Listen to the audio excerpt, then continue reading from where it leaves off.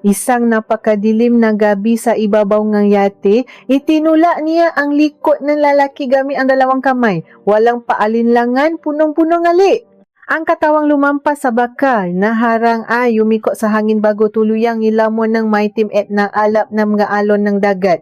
Tumingin sa ibaba ang lalaking tumula, tinanaw ang walang hanggang kadiliman at bumulong sa hangin, mapahinga ka na ng tuluyan.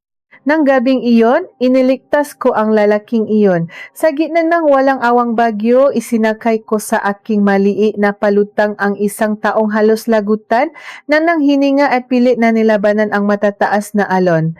Hindi ko pa alam kung sino siya nongga sandaling iyon. Ang mahaba at masalimo na kwentong ito ay magsisimula sa gabing iyon ng bagyo. Ako ay ipinanganak sa isang napakaliit na nayon sa tabing dagat ng San Vicente sa Palawan, isang lugar na halos hindi makita kahit sa mga malalaking mapa. Kapag sinabing nayon, ang ibig kong sabihin ay 22 maliliit na bahay na yari sa kahoy at pawid. Walang malaking bilihan at ang nag-isang sasakyan papunta sa bayan ay dumadaan lamang 3 beses sa isang buong araw. Kapag masungit ang panahon at malakas ang hangin, wala talagang dumaraan. Ang matao rito ay isa lamang ang ikinabubuhay, ang dagat. Sumisisit kami upang kumuha ng huhuli ng nga isda, naghahanap ng nga kabibe at halamang dagat. Ganun ang buhay ng aking ina at ganun din ang kanyang ina bago sa kanya. Ako ay isang maninisit, isang taong kayang pigilan ang hininga sa ilalim ng tubig ng matagal na oras. Nasimula ako no ako ay 20 taong gulang, kaya ngayon ay 3 taon na akong sumisisit. Bagaman hindi pa kasing galing ng mamatatanda, marunong na akong sumisit hanggang sa pinakasahi ng dagat nang walang dalang anumang hangin. Sa lupa, tumutulong ako sa maliit na karinderya ng aking ina na malapit sa dalampasigan. Nahuhugas ako ng kaldero at pinggan, nawawalis at naghahati ng pagkain sa mamang ingisda. Kung titignan mo, ako ay isang napakasimpleng tao. Mayroon lamang isang bagay na naiba sa akin. Wala akong ama. Wala siya mula pa nang ako ayaw nang umiyak sa mundong ito. Hindi siya pumanaw sa isang aksidente. Hindi sila nagiwalay ng aking ina. Sadyang wala siya sa simula pa lamang. Sa tuwing may oras sa paaralan para ipakilala ang pamilya, pangalan lamang ng aking ina ang isinusulat ko sa papel. Kapag natatanong ang makaklase ko, sinasabi kung wala akong ama. Kapag may makulit na paulit-ulit na natatanong, tinititigan ko sila at sinasabing wala talaga. Huwag niyo nang hanapin ang wala. 2 beses ko lamang tinanong ang aking ina tungkol sa bagay na ito. Ang unang beses ay nung ako ay 6 na taong gulang. Tinanong ko siya kung bakit wala ako nga mahabang nahuhugas siya ng mga pinggan. Hindi tumigil ang kanyang nga kamay sa pakayot sa kaldero at sinabi niya ng mahina hindi siya nawawala, sadyang hindi lang siya makapunta rito. Ang pangalawang beses ay nung ako ay 14 na taong gulang, tinanong ko kung masamang tao ba ang aking ama kaya niya kami iniwan. Lumingon siya sa akin nung sandaling iyon, napansin kong mapula ang kanyang mata na tila napipigil ngang luha. Hindi masamang tao ang iyong ama, mayroon lamang siyang napakabigat na dahilan, wika niya. Ang paraan ng kanyang pagsasalita ay kakaiba, tila may malalim na sugat sa nakaraan na hindi kailanman nagilom. Pagkatapos nun, pinili ko na lamang na huwag na magtanong muli. Wala namang mababago kahit pauli-uli pa ako magtanong. Ngunit alam kong may isang lumang sobre sa pinakaloob na bahagi ng kanyang aparado. Isang naninilaw na papel na may mga nakasulat ngunit hindi ko mabasa. Noong bata pa ako, sinubukan ko itong hawakan, ngunit pinagalitan niya ako ng napakalakas. Iyon ang unang pagkakataon na nakarinig akong ganong kagalit na boses mula sa kanya. Dahil doon, itinanim ko sa aking isipan na ang sobrang iyon ay hindi ko kailanman dapat buksan o pakialaman. 22 taon akong nabuhay ng ganun. Ang dakat, ang karinderya at ang aking ina. Iyan ang kabuuan na aking mundo. hanggang sa dumating ang gabing iyon ng Hunyo. Bago pa magsimula ang matinding tainit, ito ang panahon na pinakamayaman ang dagat sa mahuli. Pagkatapos maghain, samga natitirang bisita sa karinderya, nahanda ako para sumisit. Wala akong kasama noong gabing iyon, nakasanayan ko na ang maisang pumunta sa dagat kahit madilim. Kalmado ang tubig noong una, parang isang malaking salamin na napapakita ng mga bituin. Wala man lang kahit anong ihip ng hangin. Nakakita ako ng maraming kabiba at ilang maliliit na perlas, ngunit biglang nagbago ang lahat. Ang hangin mula sa kanluran ay biglang huminto at napalitan ng isang napakalami na ihip mula sa silangan. Nagsimulang makalon ng malakas. Nawala ang nga bituin sa langit na parang tinakpan ng isang malaking kumot. Ang maitim na ulap ay mabilis na lumaganap. Ito ang nabiglaang bagyo sa dagat ng Palawan na hindi napapansin sa mga balita tungkol sa panahon. Dumating ng bigla, umaalis ng bigla. Naalala ko ang palaging turong ng aking ina. Kapag biglang huminto ang hangin at naiba ang pakiramdam ng dagat, umahon ka na agad dahil iyon ang hudyat ng panganib. Lumangoy ako pabalik patungo sa dalampasigan ng napakabilis, ngunit mas mabilis ang gali ng dagat. Wala pang isang minuto, ay lumaki ang nga alon na parang mamatataas na padangang tubig. Bumuhos ang napakalakas na ulan na tila mayelong tumutusok sa aking balat. Halos wala na akong makita sa aking paligid. Ang liwanag mula sa aking suot na ilaw sa ulo ay bumabangga lamang sa makapal na ulan na parang isang puting pader. Bawa hampas na alon ay napapaluno sa akin ng malat na tubig. Inuubo ako habang mahigpit na nakahawa sa aking palutang. Kapag binitiwan ko ito, siguradong mamatay ako. Wala akong ideya kung gaano kalayo pa ang pampang. Ang tanging naririnig ko ay ang nakakabinging iyak ng hangin at ang galit ng dagat. Sa sandaling iyon, may nahagip ang liwanag mula sa aking ulo. Isang bagay na itim na lumulutang at nalulunot sa gitna ng malalaking alon. Nang mas lumapit ako, nakita ko na isa itong tao. Nakapikit siya at halos hindi na makahinga. Ang kanyang ulo ay panakanakang lumulubog at lumilitaw. Hindi ko alam kung buhay pa siya o patay na.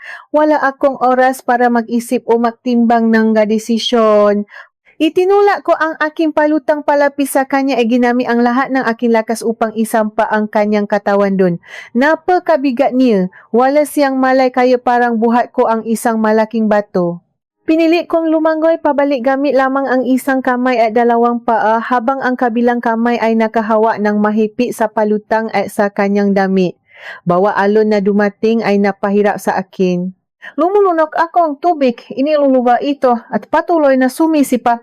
Ang distansyang 200 hakbang hanggang sa dalampasigan ay naging parang milya-milya ang layo.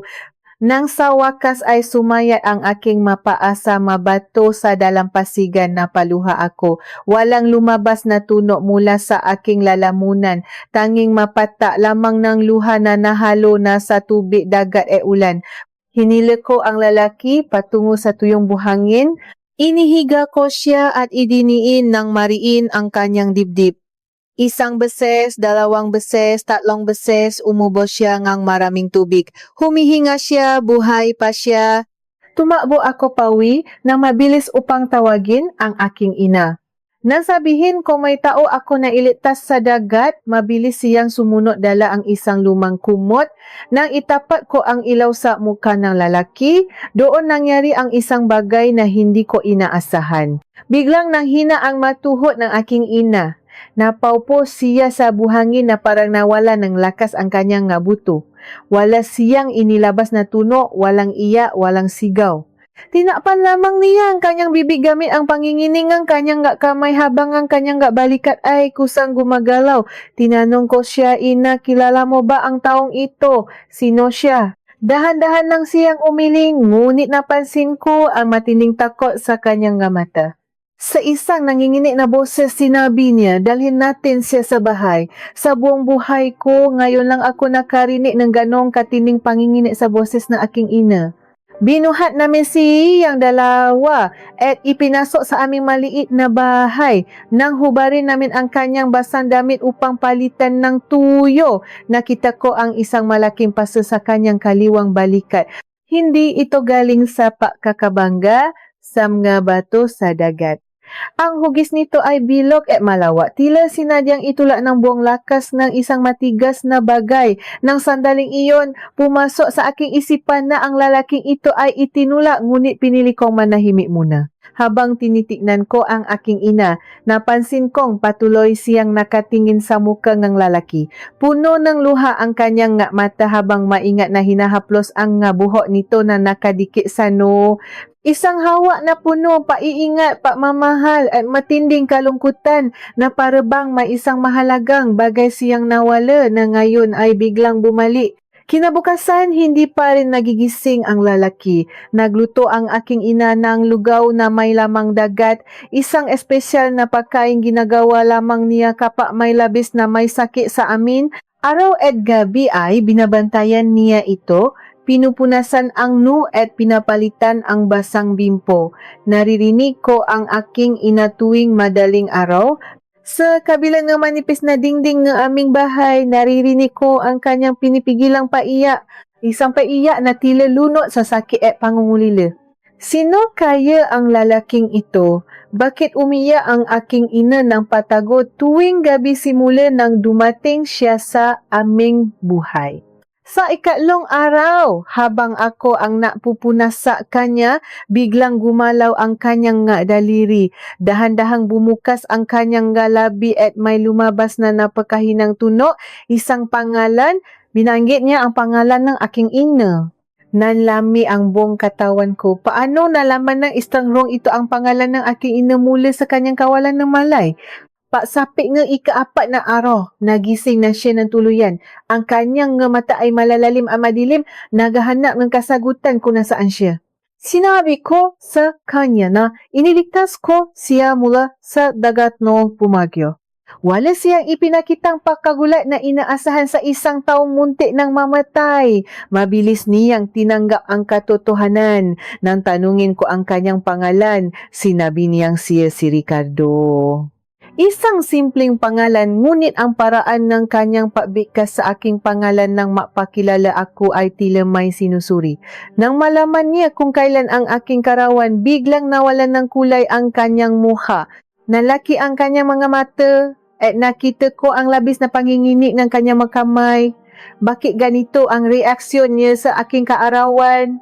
Kalauna noong hapong iyon, tumawa ang aking kaibigan mula sa karinderya. Pinapanood niya sa akin ang balita sa lumang telebisyon. May isang malaking larawan ng isang lalaki na nakasuot ng magarbong kasuotan. Sa ilalim ng balita, nakasulat ang kanyang pagkakakilanlan at ang kumpanyang kanyang pinamumunuan sa Maynila. Nawawala raw ito matapos mahulog sa yate ilang araw na ang nakararaan.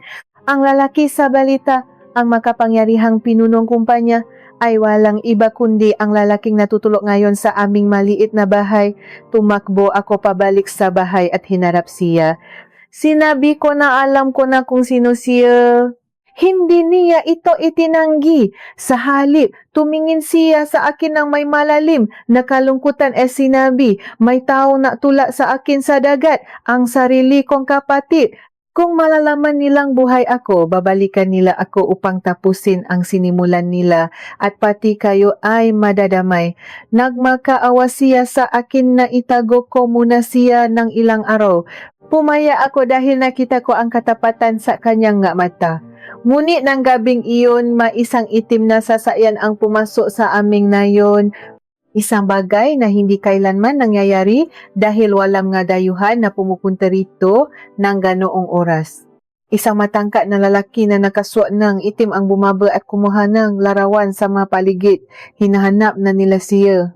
Dinala ko si Ricardo sa isang lumang imbakan nga. Maprutas na paari na eming kapitan upang doon muna matago. Habang nangyayari ang lahat ng ito, hindi mapakali ang aking isipan. Ang nga luhang palihim ng aking ina, ang pangalan ng aking ina na binanggit niya, ang reaksyon niya sa aking kaarawan, ang naninilaw na sobra sa aparador, at ang aking pagiging walang amo salok ng 22 taon. Tila ba may isang malaking lihim na pinili ibaon sa kailaliman ng dagat na ngayon ay unti-unting inaanot pabalik sa dalampasigan. Bakit tila may nagunay sa lalaking ito na isang mayamang tao mula sa Maynila at sa aking ina na isang simpleng tao sa Palawan? Ano ang nilalaman ng lumang sobrang iyon na labis na pinoprotektahan ng aking ina sa loob ng mahigit 2 dekada na sasagot sa lahat ng aking makatanungan? Kinabukasan, maaga akong gumising upang dalhan ng pagkain si Ricardo sa lumang imbakan ng prutas. Pagkapasok ko, nakita ko siyang nakaupo sa isang lumang silya, nakatingin sa maliit na bintana kung saan natatanaw ang dagat. Ang kanyang nga mata ay tila naglalakbay sa malayo, may hinahanap na hindi niya matakpuan. Inilapa ko ang mainit na kanin at piniritong isda sa isang lumang mesa na gawa sa kahoy. Salamat, wika niya nang hindi inaalis ang tingin sa dagat. Bakit hindi ka pa kumakain? Tanong ko sa kanya. Tumingin siya sa akin at tipid na ngumiti, isang ngiting hindi umabot sa kanyang nga mata. Nag-iisip lang ako, sagot niya. Tungkol saan? Tanong ko muli. Tungkol sa mga bagay na naiwan ko at sa mga bagay na hindi ko na mababalikan. Ang kanyang boses ay may bahid na labis na pangungulili. Upang basagin ang katahimikan, tinanong niya ako kung bakit pinili kong maging isang maninisik sa kabilangang panganib na dala nito. Sumagot ako na ito ang ikinabubuhay ng aming pamilya at sa ilalim ng dagat, nararamdaman ko ang tunay na kapayapaan. Kapag nasa kailaliman ako at pinipigilan ang aking hininga, walang ingay mula sa mundo. Tahimik ang lahat. Ngunit ang nakakapagtaka, kapag umaahon ako at nakikita ang kalangitan, doon ko nararamdaman ang matinding kalungkutan. Pakiramdam ko ay mag-isa lamang ako sa napakalaking mundong ito. Natahimik siya ng matagal. Nakita ko ang pagbabago sa kanyang mukha. Ako rin, pabulong niyang sinabi. Sa ibabaw ng lahat ng yaman at kapangyarihan, sa tuwing matatapos ang maghapon, nararamdaman kong maisa lamang ako. Pareho pala tayong naghahanap ng kasama sa gitna ng malawak na dagat ng buhay. Ang kanyang salita ay tumago sa aking puso. Paanong ang isang taong mayroon ng lahat ay nakakaramdam ng parehong kahungkagan na nararamdaman ko? Pagsapit ng hapon, habang naglilinis ako ng mesa sa aming karinderya, isang sasakyan ang huminto sa labas. Pumasok ang isang lalaking nakasuot ng itim na sando at makapal na pantalon. Siya ang lalaki nakita ko nung isang gabi na kumukuha ng larawan.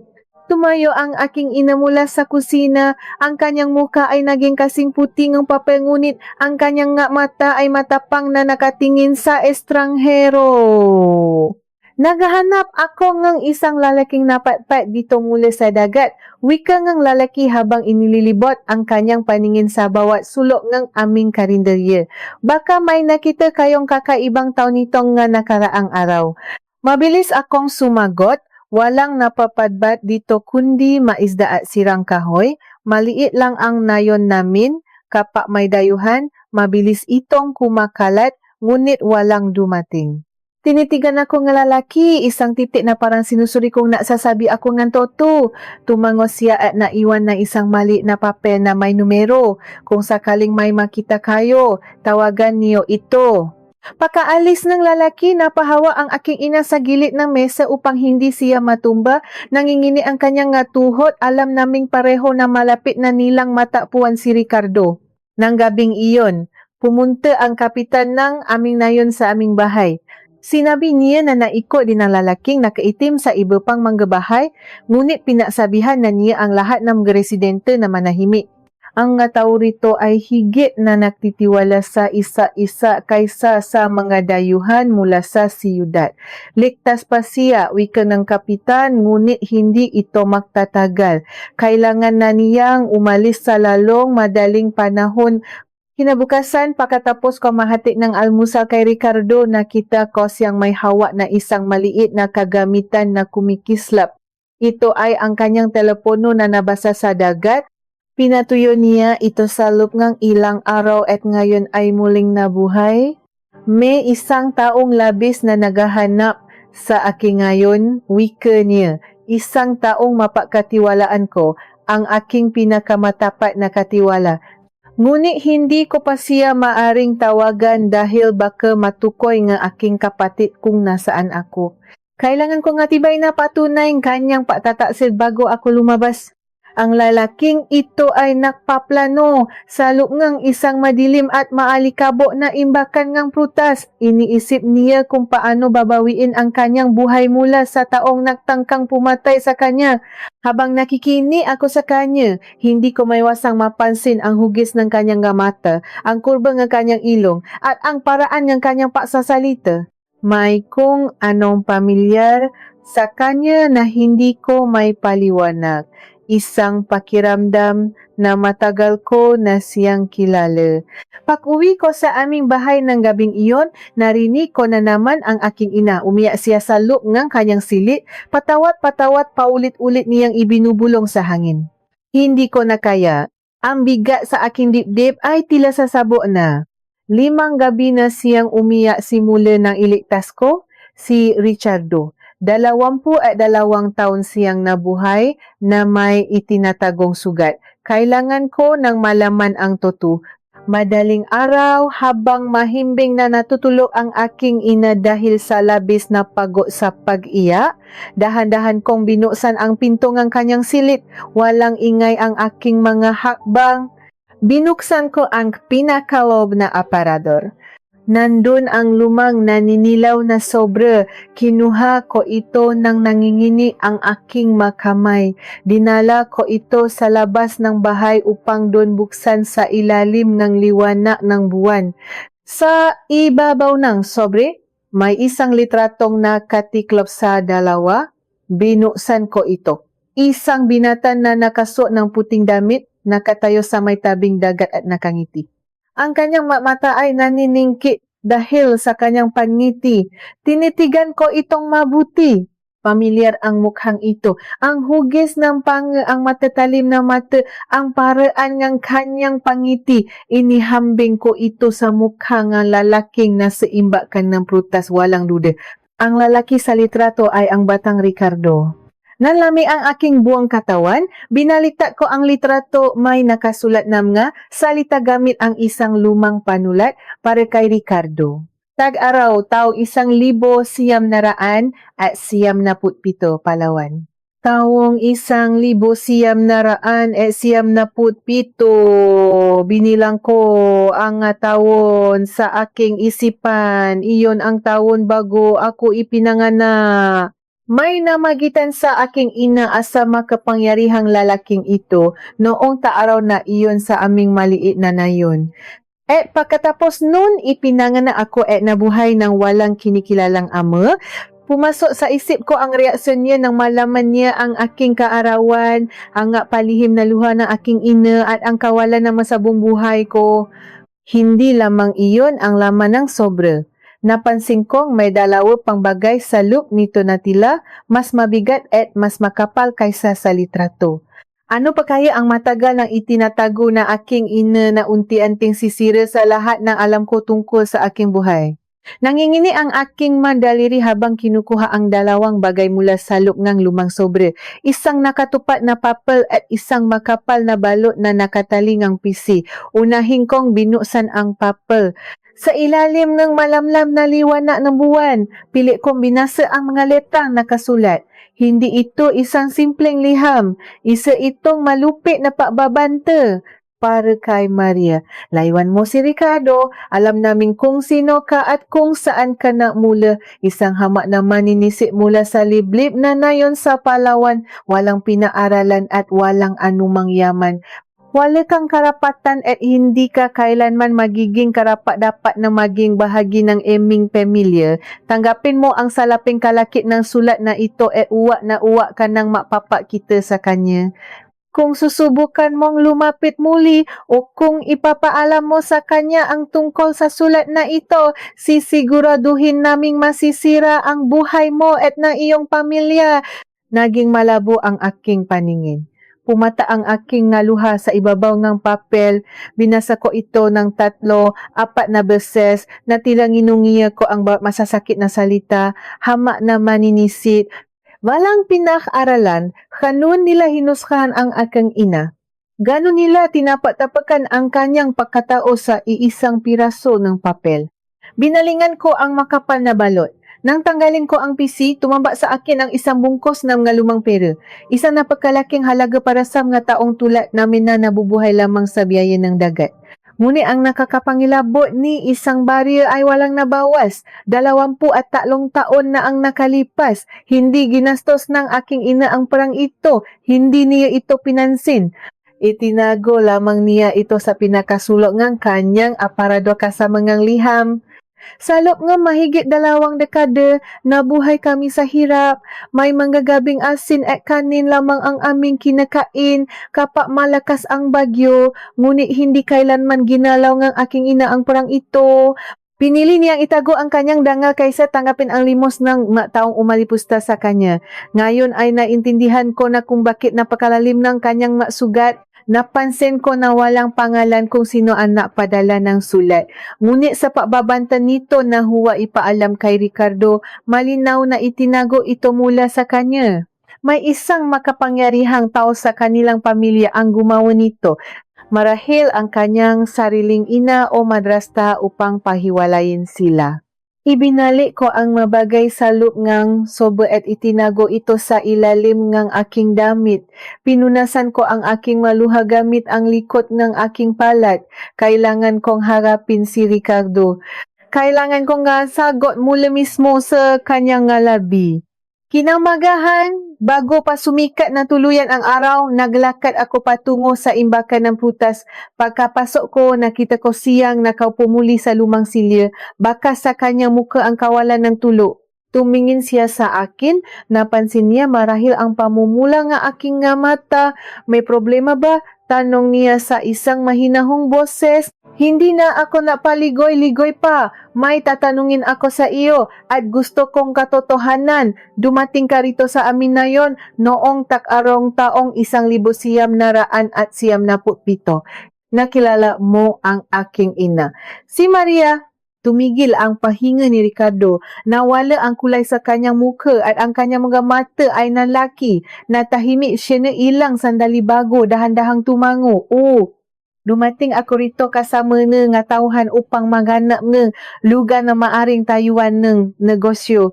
Si Maria ang naging gabay ko. Araw-araw kaming makasama sa dagat sa dalampasigan. Minahal ko siya. Minahal ko ang iyong ina. Napakuyom ang aking makama. Kung ganon, bakit mo siya iniwan? Bakit mo siya pinabayaan? Tumingin siya sa akin na may labis na hinapis. Hindi ko siya iniwan. Bumalik ako sa Maynila para ayusin ang lahat upang makapagsama na kami. Nangako akong babalik. Ngunit bigla na lamang naputol ang aming komunikasyon. Nagpadala ako nga sulat, bumalik lahat sa akin. Sinubukan kong bumalik dito sa Palawan, ngunit sinabi nga mataw na umalis na ro ang inyong pamilya. Hinanap ko siya, ngunit pinalabas ng aking pamilya na ipinagpalit niya ako sa iba. Kinuha ko ang sobra mula sa aking damit at inilapa ito sa masang kahoy. Basahin mo ito. Nangingini ang makamay ni Ricardo ng kunin niyang liham. Habang binabasa niya ang salita, nakita ko kung paano gumuho ang matibay na pada ng isang makapangyarihang lalaki. Bilis-bilisan ang pahinga niya. Ang galit at pihati ay sabay na namo sa kanyang muka. Tumingin siya sa lumang pera. Hindi ko ito alam, basa ang kanyang boses ng maksalita. Walang nakarating sa akin tungkol dito. Ang madrasta ko, siya ang may pakagagawan nito. Ginawa niya ang lahat para pagiwalayin kami. Hindi ko alam na tinakot nila si Maria. Patawad? Wala akong alam. Tuluyan nang bumasa ang aking nga luha. Ang huling piraso ng katotohanan ay kailangan ng mabunyag. Humabang ako palapis sa kanya, tinitigan ko ang kanya nga matang punong luha. May isa pa akong tanong, ipinanganak ako halos 9 na buwan matapos ang araw na iyon. 22 taon ako nabuhay na walang ama. Ang mata mo, ang mata ko, ang pakiramdam natin kapag umahon tayo mula sa ilalim ng dagat. Tingnan mo ako. Ikaw ba ang aking ama? Binalot ng matinding katahimikan ang buong imbakan. Tanging ang tunog lamang ng alon mula sa malayo ang naririnig. Tinitigan niya ako, ang kanyang mata ay unti-unting napuno ng luhang matagal niyang pinigilan. Nakita ko ang pagguho ng kanyang mundo. Ano ang mangyayari ngayon na alam na niya ang pinakamalaking lihim na ipinakay sa kanya sa loob ng 22 taon? Bumasa ang mga tuho ni Ricardo sa magaspang na sahig na lumang imbakan ng prutas. Ang isang lalaking tinitingala at kinatatakutan sa malalaking gusali sa Maynila ay nakaluhod ngayon sa harapan ng isang hama na maninisit, umiiyak na parang isang bata. Walang padangang pangyarihan, walang maskara ng kayamanan. Ang tanging nakikita ko ay isang lalaking nadurok ng sariling katotohanan. Anak ko, lumabas ang salitang ito sa kanyang mga labi na tili isang panalangin. Nanginginig ang kanyang kamay habang pilit niyang inaabot ang aking mukha, ngunit huminto ito sa hangin na alangan, natatakot na baka itaboy ko siya. 22 taon, humahagulgol niyang sinabi. 22 taon ako nabuhay sa mundong ito na hindi ko man lang alam na mayroon akong anak. Pinakaitan nila ako, pinakaitan nila tayo. Patawad. Patawad kung wala ako nung mapanahong kailangan mong isang ama. Patawad kung iniwan ko kayong maisa ng iyong ina sa hirap at sakit. Hindi ko na napigilan ang sarili ko, napaluhod din ako sa kanyang harapan. Hinawakan ko ang kanyang nanginginig na makamay at inilapat ito sa aking pisngi. Mainit ang kanyang palat, magaspang, ngunit pamilya. Ito ang makamay na hindi ko kailanman nahawakan noong ako ay natututo pa lamang malakad. Ang makamay na hindi kailanman umakay sa akin papunta sa paaralan. Ngunit narito siya ngayon, buhay, umiyak kasama ko. Ama, ang salitang ito na 2 taon kong itinago, sa kaibuturan ng aking lalamunan ay tuluyan ng kumawala. Nang marinig niya itong lumabas sa aking bibig, napapikit siya ng mariin at lalong lumakas ang kanyang pag-iyak. Niyakap niya ako na napakahigpit na para natatakot siyang baka maglaho ako kapak bumitaw siya. Sa loob ng madilim at maalikabok na imbakan na iyon, sa gitna ng amoy ng lumang kahoy at asin mula sa dagat, natagpo ang 2 pusong pinagiwalay ng kasakiman ng iba. Matagal kaming nanatili sa ganoong ayos hanggang sa maubos ang aming luha. Dahan-dahan siyang tumayo at inalalayan akong makatindi. Pinunasan niya ang kanyang muha, may nagbago sa kanyang mata. Ang kalungkutan ay napalitan ng isang naaalap na determinasyon. Kailangan kong makausap ang iyong ina, wika niya. Kailangan niyang malaman na hindi ko siya kailanman tinalikuran. Lumabas kami ng imbakan. Sumisikat na ang araw. Ang kalangitan ay kulay kahel at ginto, sumasalamin sa kalmadong tubig ng dagat. Ang bawa habang pabalik sa aming bahay ay tila napakabigat ngunit puno ng paasa.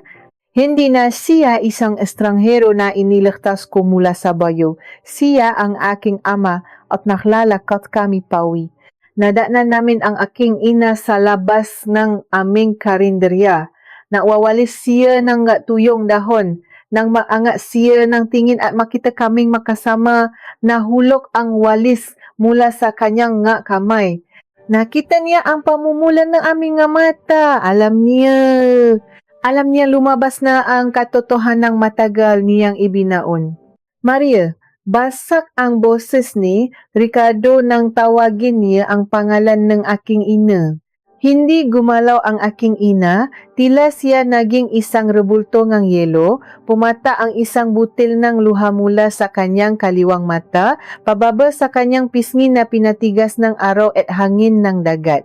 Inilabas ni Ricardo ang lumang sobre na hawak ko kanina. Inilapak niya ito sa isang kalapit na mesa, ang naninilaw na papel na naglalaman ng pananakot at ang lumang pera na hindi kailanman nabawasan. Bakit hindi mo sinabi sa akin? Tanong ni Ricardo. Ang kanyang boses ay puno kang pihati at panghihinayang. Bakit mo itinago ito? Kung nalaman ko lang.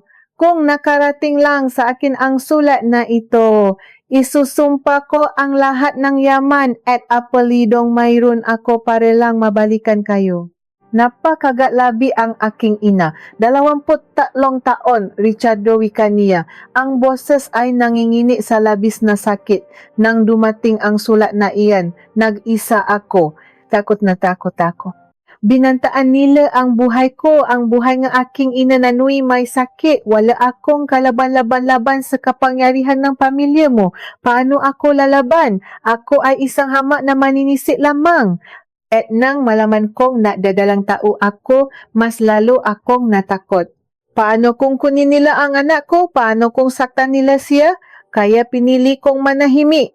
Pinili kong mabuhay sa kasinungalingan upang maprotektahan ang tanging pamilyang mayroon ako. Humakbang si Ricardo palapit sa kanya. Wala akong alam, Maria, pinaniwala nila akong kinalimutan mo na ako. Pinaniwala nila akong napakasal ka na sa iba at lumisan na kayo sa nayong ito. Nilinlang nila tayong dalawa. Napahagulgol ang aking ina. Itinago niya ang kanyang muha sa kanyang ngapalat. 22 taon akong natatanong sa sarili ko kung nakamali ba ako ng piniling tao. 22 taon kong pinanut ang anak natin na lumaking walang ama na tinutukso ng ibang bata. Ang hirap, Ricardo. Napakahirap. Niyakap ni Ricardo ang aking ina. Sa unang pagkakataon matapos ang higit sa 2 dekada, muling nakdikit ang 2 taong pinaghiwalaing tadhana at kasamaan ng ibang tao. Umiyak sila ng sabay, humihingi ng tawa sa isa-isa para sa mga taong nawala, para sa mga pagkakataong nanakaw. Nakatayo lamang ako sa isang gilid, tahimik na lumuluha, pinapanod ang pamilyang matagal ko ng pinapangarap na mabuo.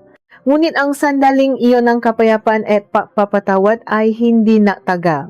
Mula sa di kalayuan, narinig namin ang sunod-sunod na tunog ng pakbusinan ng mga sasakyan. Isang ingay na hindi nabibilang sa katahimikan ng aming nayon. Humiwalay sa pagkakayakap ang aking ina.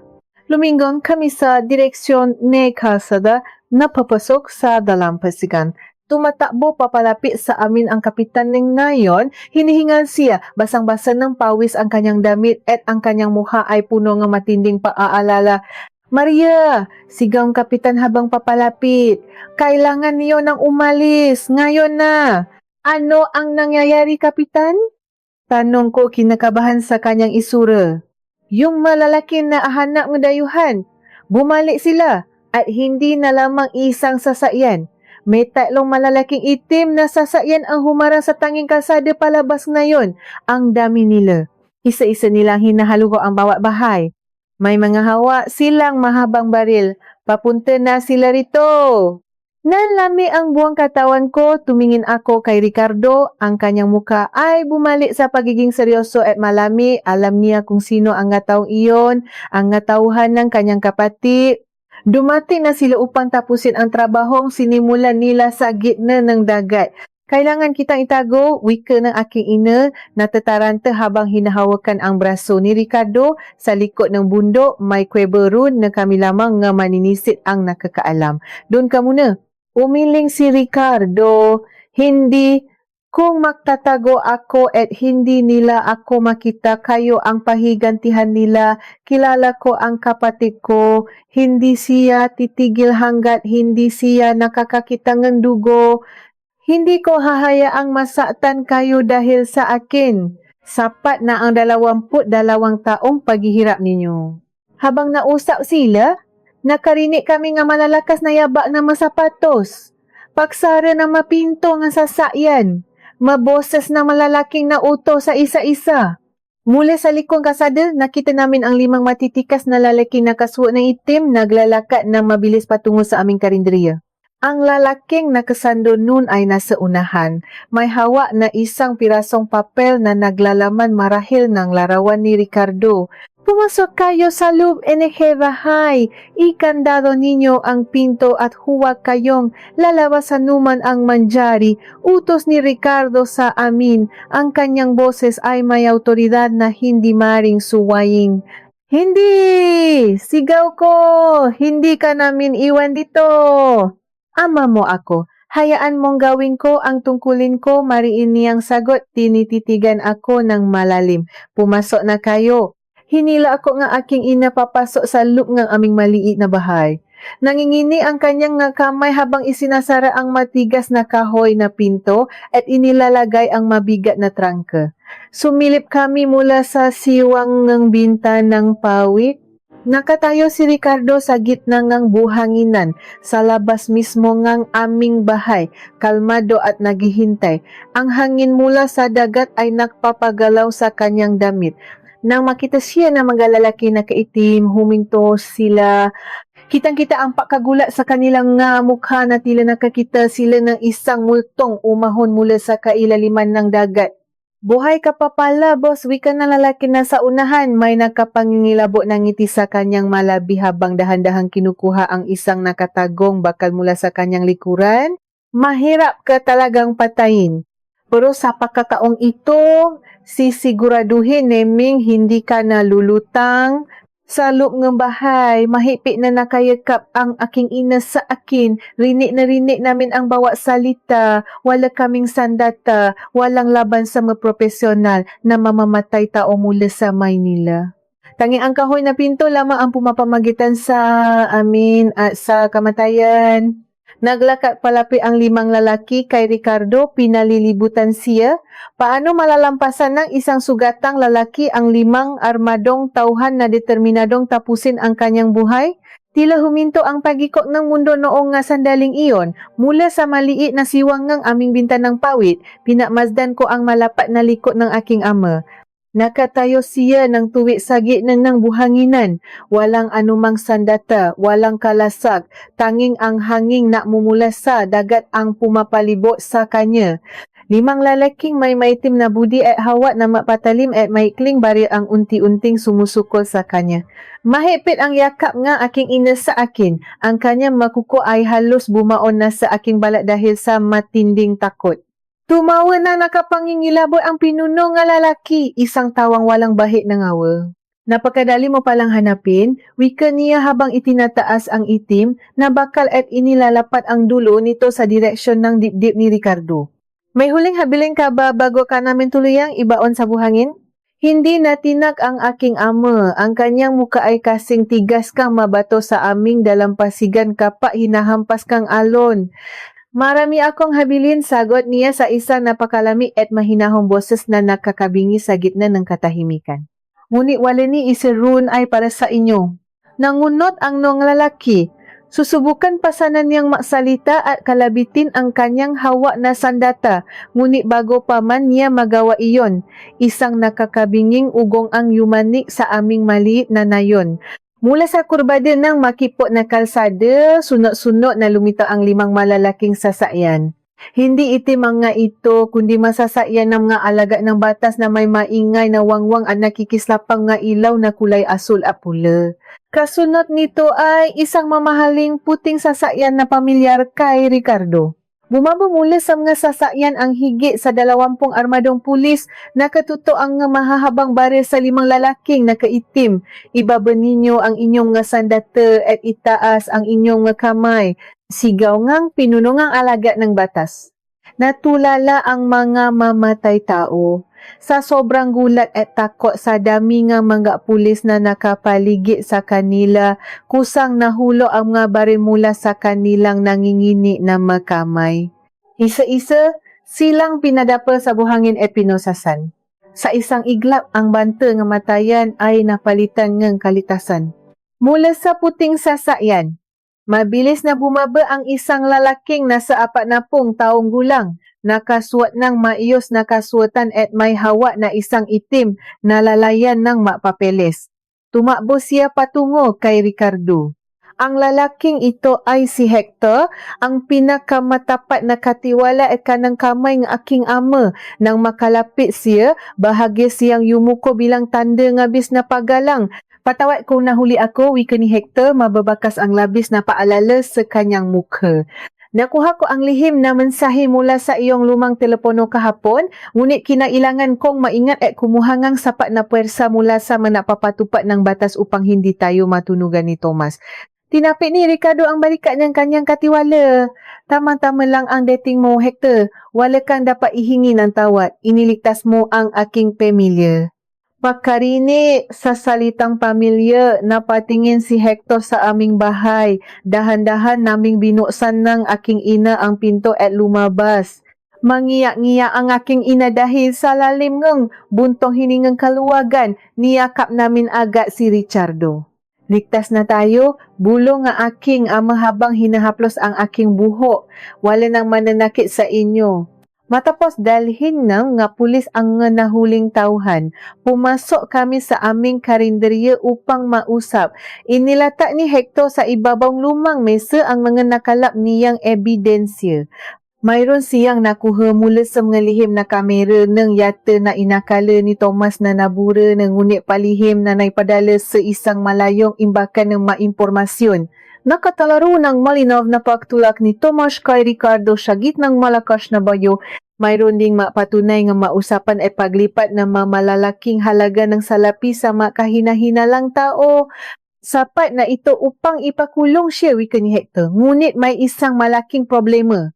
Ngayong hapon gaganapin ang isang malaking pagpupulong ng lahat ng namumuhunan at may-ari ng inyong kumpanya sa Maynila.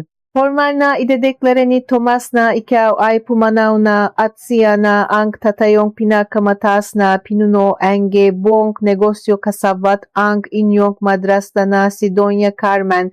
Nadilim ang paningin ni Ricardo. Gusto nilang kunin ang lahat ng pinahirapan ko at ng aking tunay na ina. Hindi ko iyon hahayaan. Ngunit kung ang maebidensyang ito lamang ang dadalhin natin, sasabihin ni Doña Carmen na gawa-gawa lamang ito at gagamitin niya ang kanyang salapi upang baliin ang batas. Kailangan kong isang patunay na matagal na silang may itinatagong kasamaan at kasakiman. Isang patunay na matagal na nilang sinisira ang buhay ko. Tumingin si Ricardo sa akin. Ang kanyang mga mata ay puno ng pakiusap at matinding paasa. Kailangan kitang isama-samay nila.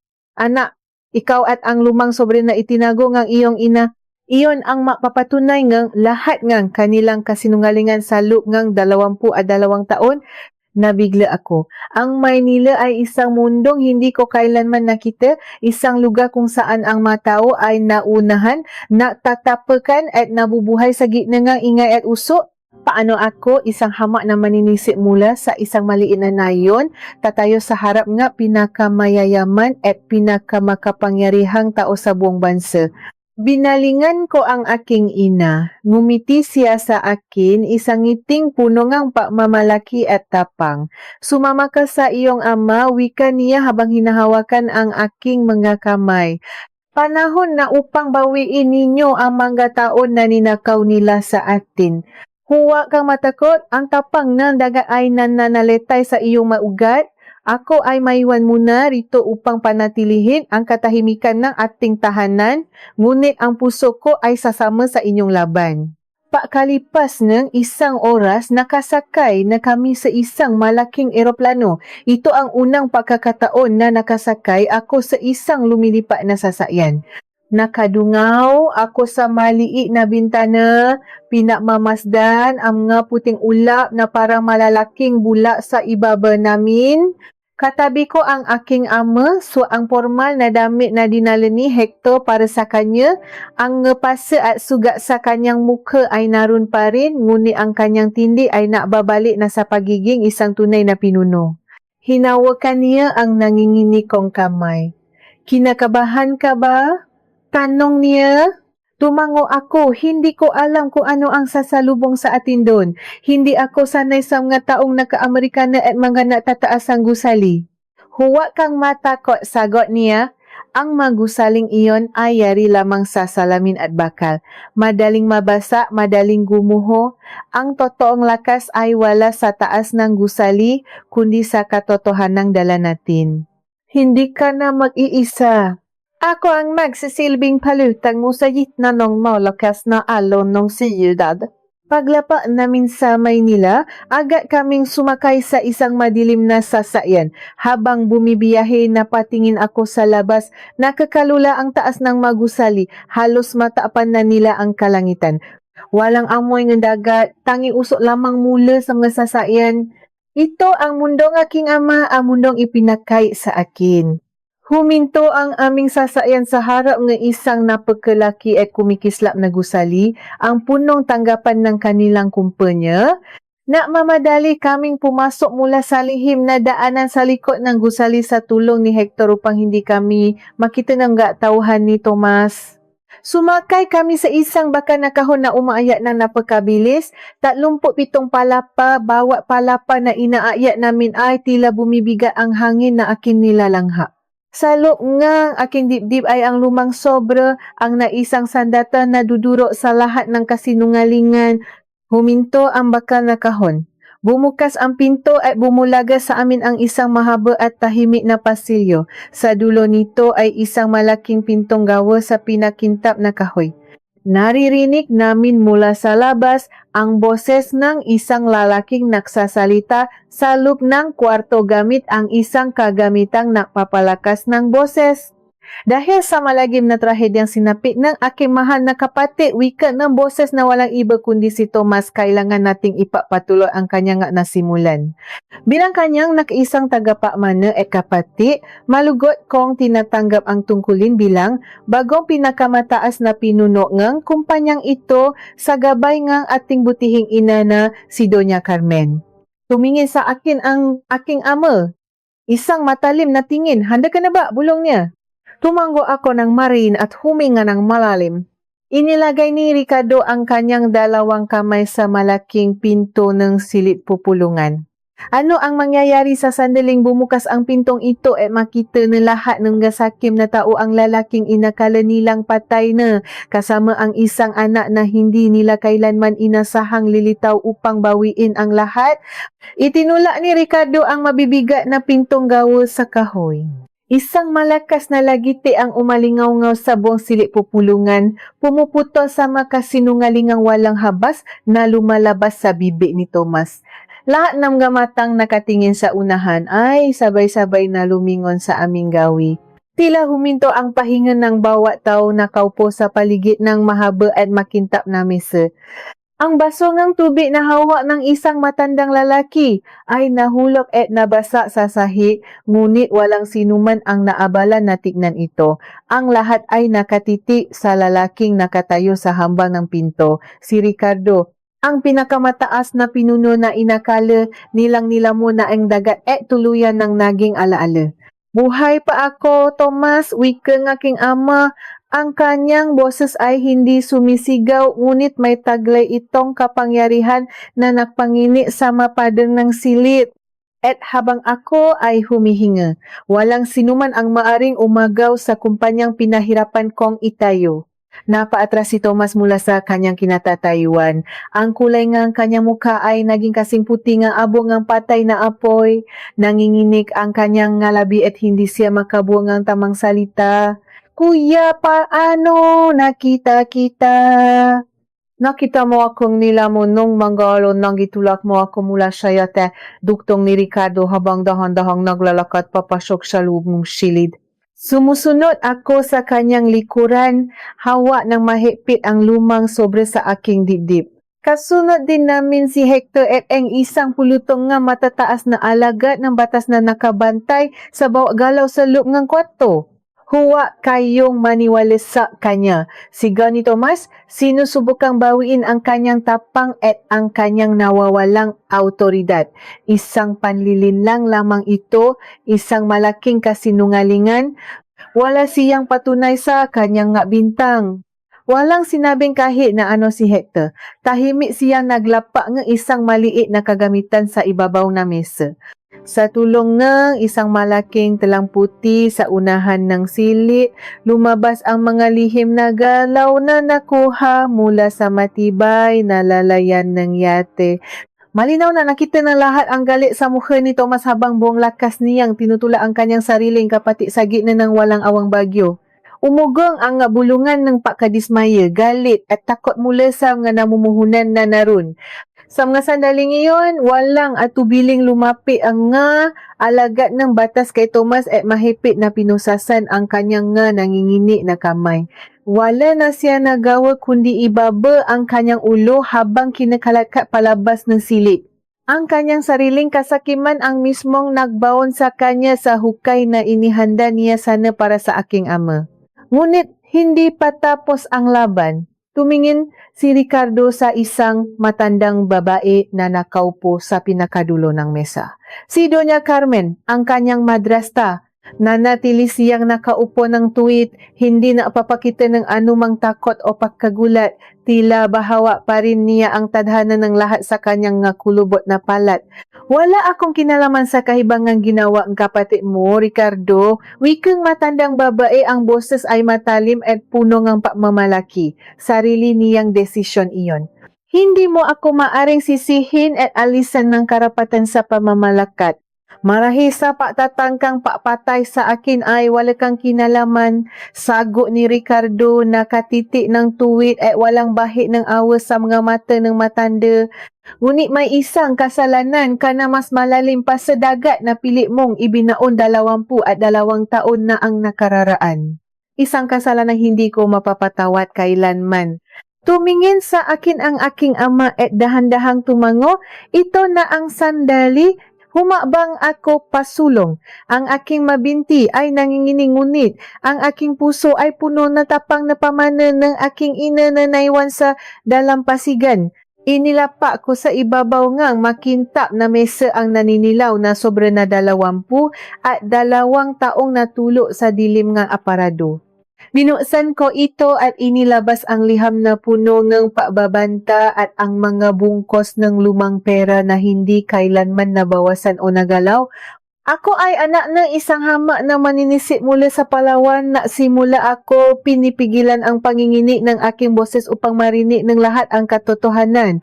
Ang babaeng tinawag ninyong walang pinag-aralan at walang karapatan.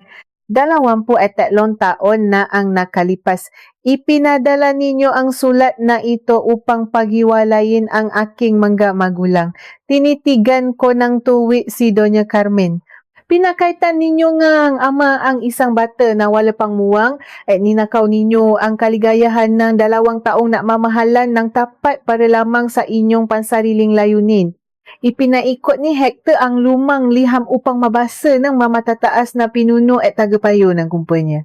Nakita nila ang kalupitan at pang-alipusta na ginamit ng matandang babae upang protektahan ang kanyang sariling interes at itaboy ang isang inosenteng ina.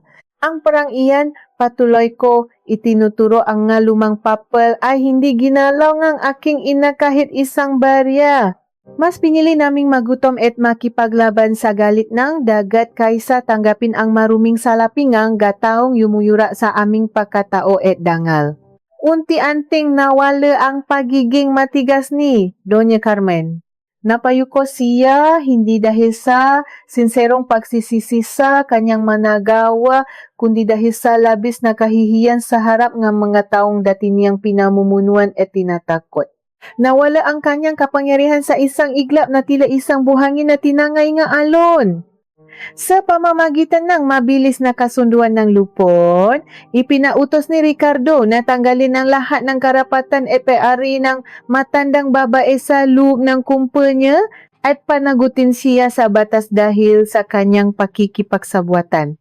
Pinalabas siya ng silit, maisa, nakayuko, walang yaman at walang sinumang tauhan na sumusuporta sa kanya.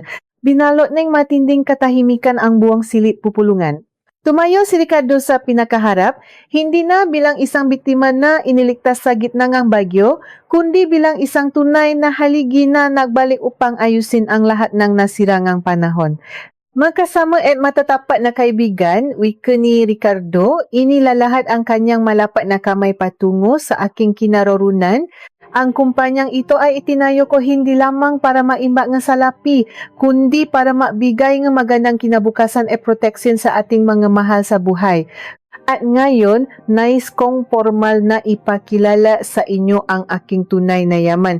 Ito ang aking anak. Ang naglitas sa aking buhay mula sa tiyak na kamatayan. Ang nagisang tagapagmana no lahat no mayroon ako.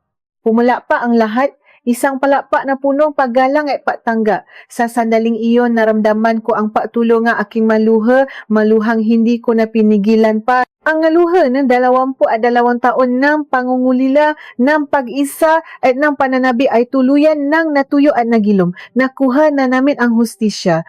Nakuha na namin ang kapayapaan na matagal na ipinakain sa aming munting pamilya.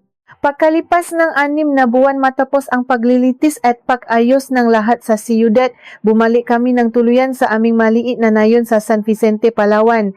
Hindi pinilingang aking ama na manatili at manirahan ng tuluyan sa Magulong, Maynila. Ipinakatiwala niya ang buong pamamahali negosyo kay Hector, ang kanyang pinakamatapat na kaibigan, at paminsan-minsan na lamang siyang bumibisita sa siyudad kung kinakailangan. Pinili niyang mamuhay ng simple at tahimik sa tabing dagat kasama ko at ng aking ina. Pinaayos niya ang aming maliit na karinderya. Ginawa itong mas matibay gamit ang makakapal na kahoy upang labanan ang nga darating na bayo. Ngunit sinigurado niyang hindi maalis ang pagiging paya at tapat nito sa mga mangingisda. Araw-araw nakikita ko silang dalawa, si Ricardo at si Maria, na makatabing naglalakad sa pinong buhangin ng dalampasigan kapak palubo na ang araw. Ang nga magagaspang nilang kamay ay lagi makahawa, pilit na bumabawi sa bawat minuto nga 22 taon ninakaw sa kanilang kasakiman. Sa kabilang banda, hindi ko binitiwan ang aking kinagis ng buhay. Ako ay nanatiling isang maninisit, isang hapon, nakaupo ako sa aking pinakakatiwalaang palutang sa gitna ng asul na dagat. Kalmado ang tubig, kasing payapa ng aking isipan. Tumingin ako sa malawa at bugah na kalangitan. Wala na ang mabigat na kalungkutang nararamdaman ko tuwing umaahon. Ako mula sa pakuha ng mga kabiba at perlas. Buwan na ang aking puso. Ang aking ama na iniligtas ko mula sa puta nga makaalon ay ang siya palang magliligtas sa aming makina mula sa matinding dahok ang buhay. Tumingin ako sa paligid. Ang dagat ay nabibigay. At ang dagat din ay bumabawi. Naalala ko ang madalas na sinasabi ngang aking ina. Napangiti ako ng malalim habang inaalala ang lahat ng eming pinagdaanan na parang isang panaginip lamang. Ngunit habang pinamamasdan ko ang papalubo na araw na nakukulay ginto at dugo sa ibabaw ng maalon, may isang kakaibang bagay na umagaw sa aking pansin. Isang lumang kahon na gawa sa maitim na kahoy ay nababalo ng maghahalamang dagat ang dahan-dahang lumulutang palapit sa aking palutang. Tila ba matagal na itong nakabaon sa pinakamalalim at pinakamadilim na bahagi ng karagatan at ngayon lamang inianod paitaas sa hindi malamang dahilan. Ngayong nakuha na namin ang aming inaasam na hustisya at kapayapaan, ano kaya ang bagong lihim ang pilit na inihahandog sa akin ng misteryosong karagatan?